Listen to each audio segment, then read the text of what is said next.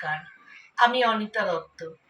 আমি আজকে রবীন্দ্রনাথ ঠাকুরের প্রার্থনা কবিতাটা পাঠ করে শোনাচ্ছি।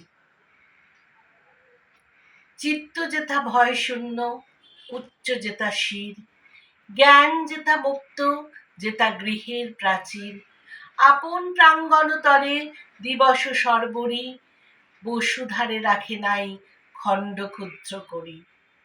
যেথা বাক্য হৃদয়ের উচ্চ মুখতে উচ্ছ্বসিয়া ওঠে, যেথা নির্বারিত স্রোতে দেশে দেশে দিশে দিশে কর্মধারা ধায়, অজস্র সহস্রবিধ চরিতার্থধায়।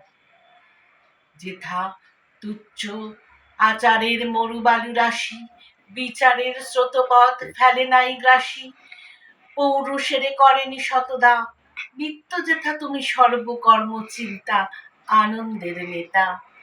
নিজ হস্তে নির্দয় আঘাত করে পিত, ভারতের সেই স্বর্গে করজাগরিত।